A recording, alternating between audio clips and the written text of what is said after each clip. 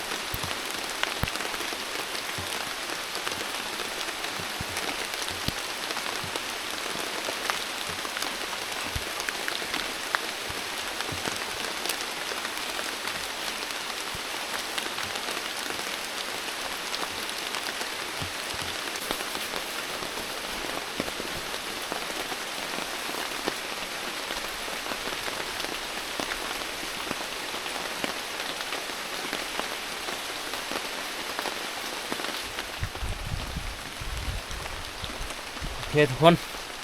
ตอนนี้เป็นที่เฮาใส่หลังคายางตัวนี้ก็เป็นที่เรียบร้อยเนาะนี่ทุกคนประมาณนี้เลยเฮายานว่าตกอยู่บอนที่เฮาจะดังไฟเนาะเบิ่งนี่เสื้อผ้าก็เป็นเปียกหมดฝนจะตกทุกคนโอ้ยอยู่ได้แล้วเปียกหมดเสื้อผ้าตัวนี้เลยอยากเศร้าและฝนบ่จักเศร้าหรือบ่ฝนตกตัวนี้ทุกคน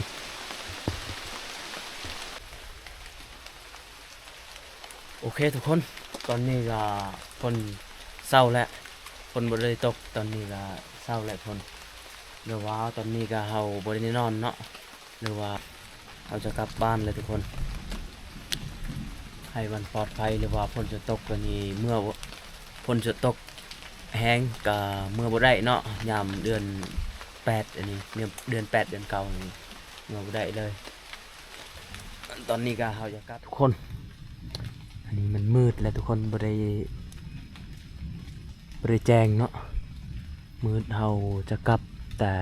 ทำหรือว่าเฮาผู้เดียวบ่กล้านอนแหละแต่ว่ายามฝนตกนี่บ่กล้านอนเลยทุกคนนี่มันเฮาจะกลับอันนี้จะทางเฮากลับบ้านแล้วทุกคนเอา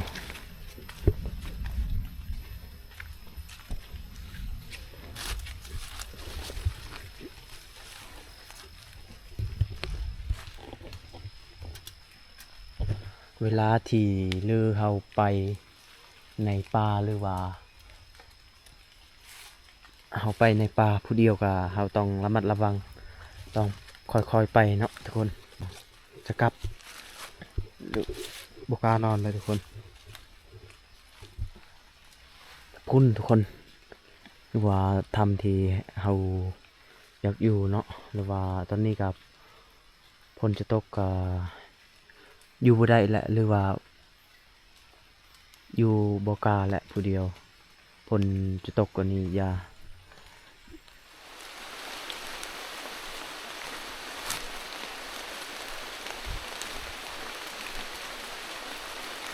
โอ้พี่น้องตอนนี้ก็อยากฮอดที่ให้ชาวบ้านใกล้ๆสิฮอดบ้านเนาะ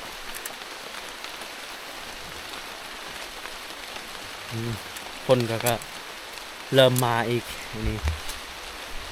ยามเดือน8เดือนเก่านี่เดือน8ตอนนี้ก็เดือน8แล้วพี่น้องฝนตกหนักนะ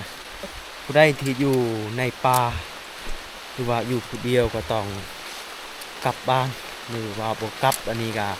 บ่ได้เนาะที่เป็นอันตรายในช่วงนี้ก็ช่วงฤดูฝนเนาะทุกคน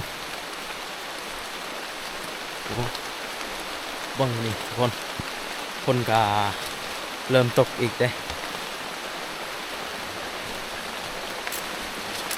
หรือว่าตอนนี้ก็ไปหากินเลยก็บ่ได้จักโตเลยพี่น้องโอ้โหบ่ได้จักโตเลยนี่พี่น้องออกจากป่าลึกแล้ว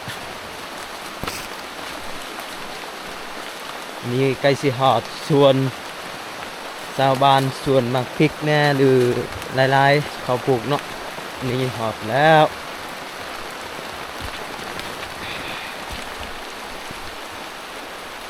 โอ้โหดีใจออกในจากป่าแกหรือป่าลึกตัวนี้พี่น้องอันนี้ก็ดีใจเนาะได้ออกจากป่าลึกฝนตกก็เริ่มแห้งได้ตอนนี้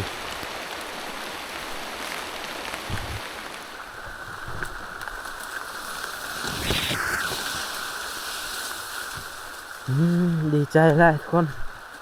ตอนนี้ก็ฮอดให้ชาวบ้านเฮาเองนะหมู่บ้านเฮาเองทีนี้ให้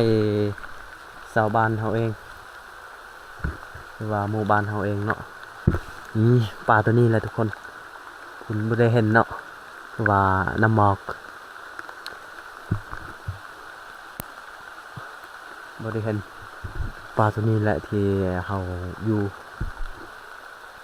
ตอนนี้ก็เฮาได้กลับเนาะโอ้ดีใจแหละฮอดให้หมู่บ้านของเฮาเองนี่